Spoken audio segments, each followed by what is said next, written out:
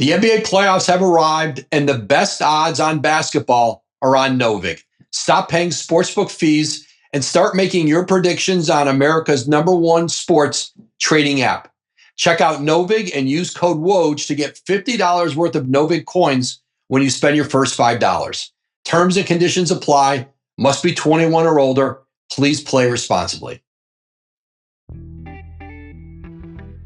The inability to plan, it's as if in these jobs, I think we have to assume that every player is going to leave.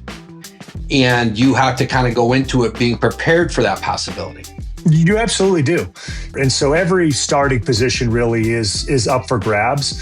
But you're right. Like it's nice to know, like, hey, this is our starting big. This is our starting point guard. You don't even have that. And so if you're a coach, you're in the position where you have an idea of how you want to play. You have an idea of what your strengths were last season and what you need to improve upon. All that goes out the window if you lose 3 of those guys that you were counting on, though.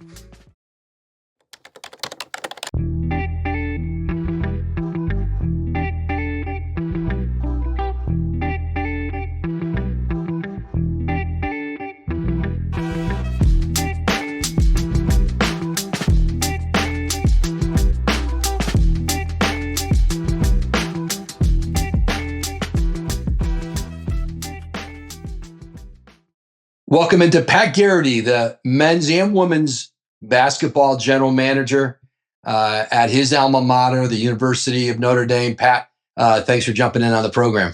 No, it's great to be with you, man. I've been watching all your episodes and happy to be a part of it. No, great to have you. Let's start here, Pat. Having worked in an NBA front office, 4 years in Detroit after, a 10-year plus NBA career, a career at Notre Dame where you were Big East Player of the Year and had some real team success at ND.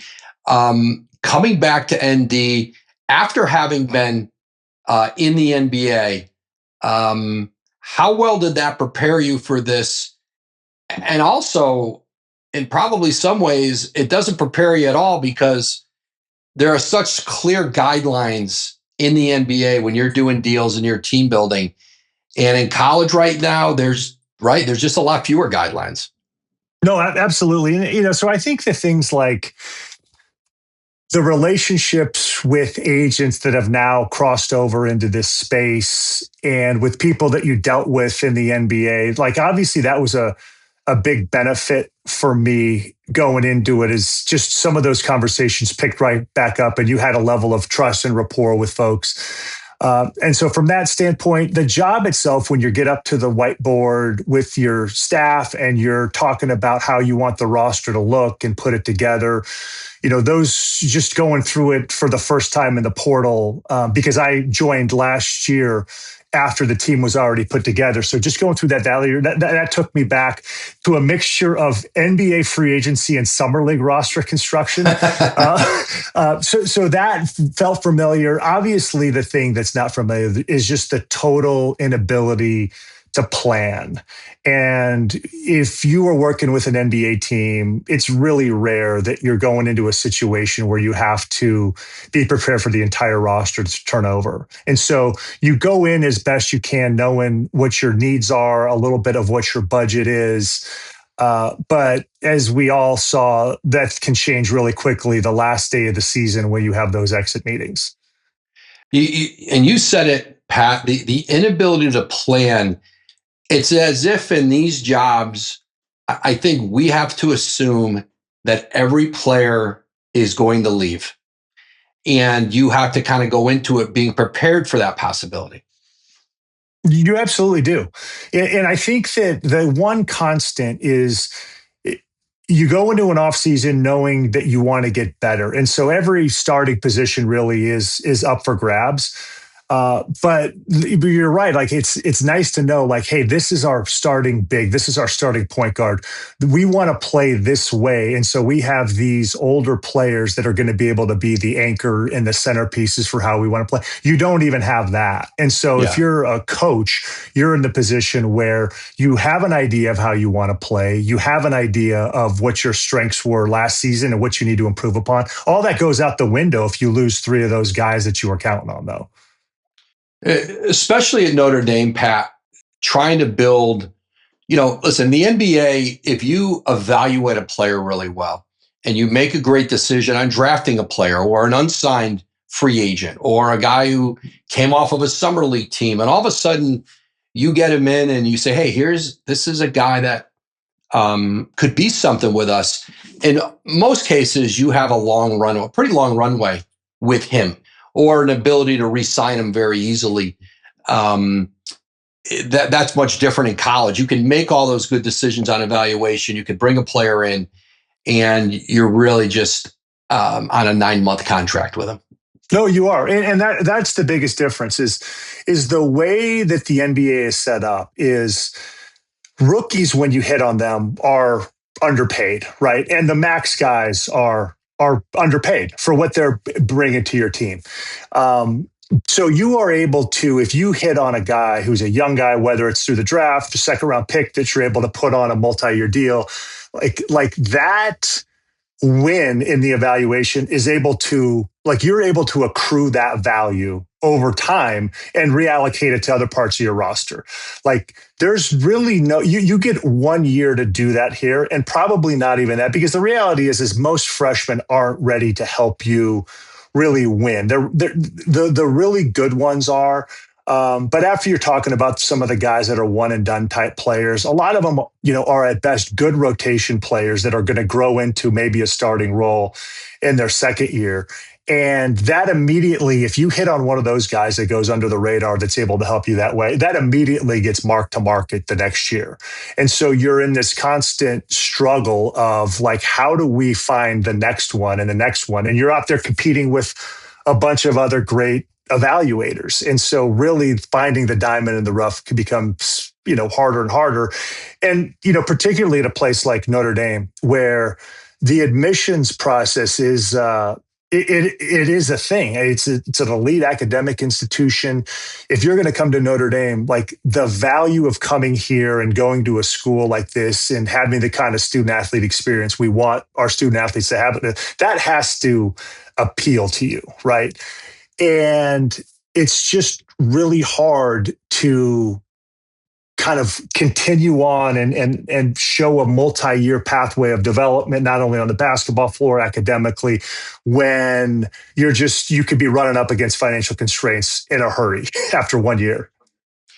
You think about when you got recruited, Pat, and you went to Notre Dame, and your teammates, the guys you played with, that academic component was significant. You thought about a Notre Dame degree. It was hard to transfer then. You had to sit out a year. You didn't know what would happen. Guys would transfer and sit out, and then they recruit a whole team over you while you're sitting out. There was a lot more risk, I think, in the player's mind in transferring.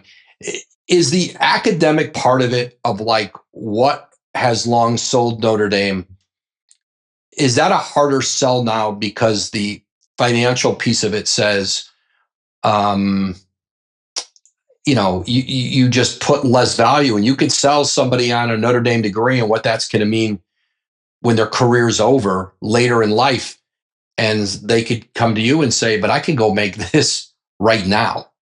Yeah, I would say I don't think it's a hard sell when you're talking about high school recruits, because they're coming from high school. Parents are more heavily involved. The ones that really value academics, I think, know the difference. And so I don't think it's a hard sell at that point.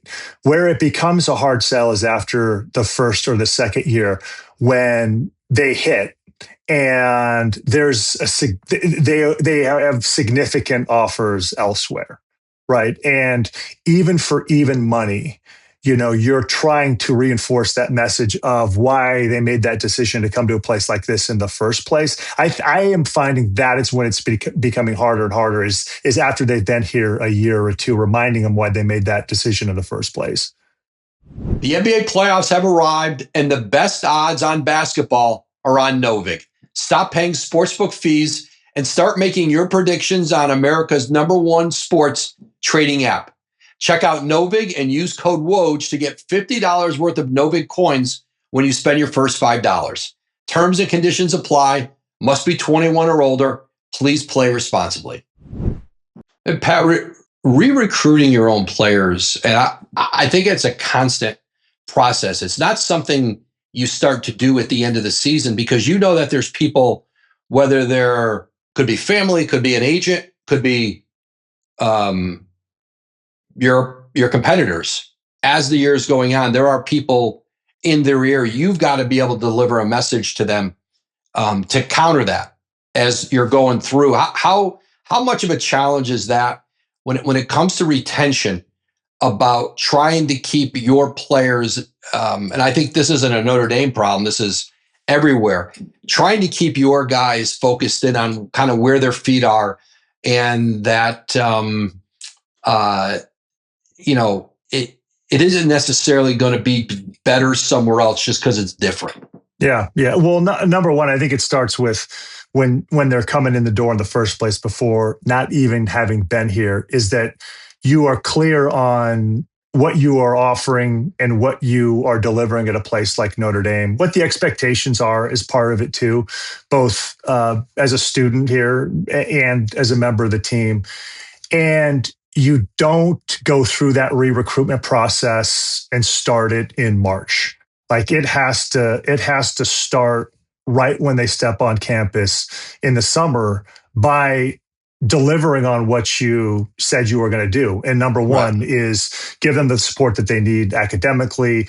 Number two is giving them the support on the floor and delivering on all of the player development aspects that we all sell players on, from strength and conditioning to the medical program to what we're going to be able to do on the floor to what their development path is on the floor, and showing them that you are helping them move them along that path. But even then, after the fact, they are going to be fielding other opportunities. Right. Like it's a rare case where someone comes into the exit meeting and says, yep, we can talk about money later. Like, I'm here no matter what. It just doesn't happen. But you said, because that is your advantage, right? When you have a player here, everybody else is talking about a hypothetical, what it would be like. We have the opportunity, we have these players on campus to get them better every day. Like you said, to pour into them. We talked about a player development program to follow through on that. Obviously, they want to see the success and minutes and plays called for them and everything else that goes into being on the floor. Probably no one ever gets enough of what they aspire to have, but you're looking to see, are we making a progression here? And that's, to me, knowing that people are going to be in their ear. There's nothing you can do about it. The one thing you can't control is, are we pouring into these guys every day? Are we giving them, because that's the only thing we can control, is the experience they're having. And I think sometimes that's got to stay the focus, because everything else is a hypothetical. That's the one thing you really do control.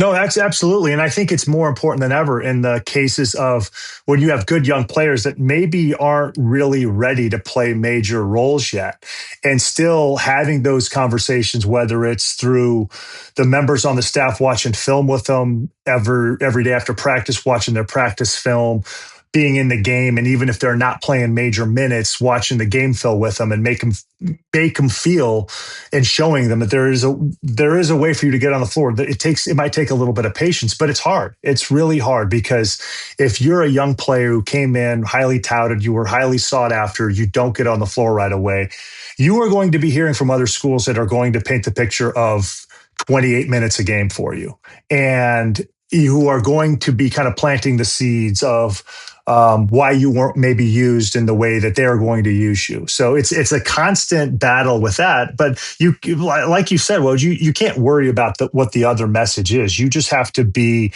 crystal clear on what your own message is, what your own expectations are, and more importantly, following through it. The NBA playoffs have arrived, and the best odds on basketball are on Novig. Stop paying sportsbook fees and start making your predictions on America's #1 sports trading app. Check out Novig and use code Woj to get $50 worth of Novig coins when you spend your first $5. Terms and conditions apply. Must be 21 or older. Please play responsibly. Pat, how sustainable does this model feel right now to you in college basketball? We'll leave college football aside, even just in college basketball. Well, I mean, I'm not certain what it's going to look like a year from now or 2 years from now. I am fairly certain it's not going to look the way it is right now. And just because if you just look at the rate of growth of what it costs to put a top team on the floor, there just becomes a point where the finances don't make sense for certain schools, right? And people are going to all deal with it differently. I mean, some people are going to introduce outside sources of capital into it to try to keep it afloat for a while. Some are going to make cuts into their own athletic department and the programs that you're supporting. We've already seen a little bit about that. And just in the conversations that we're having here, like I do have really good perspective on the history of labor in the NBA. And if you think about that, it took from the mid 90s up through 2010 with 10 with 2 work stoppages where they lost major parts of the season to get the cost structure right. And that's with collective bargaining where you could sit down across from the table, the labor management type of situation and hash those types of things out. And even then, it took 20 years to do, right? Yeah. And you're talking about a system right now where you don't have even that dynamic to work with right now.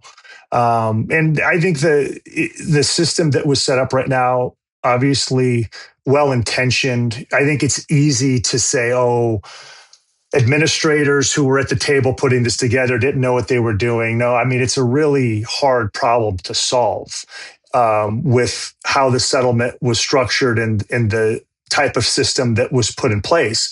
But I think as we're seeing now, and college basketball this portal season, I think added greater strain to the system. Strain was already created through football and through the 2027 recruiting cycle in football. That strain's even going even greater now.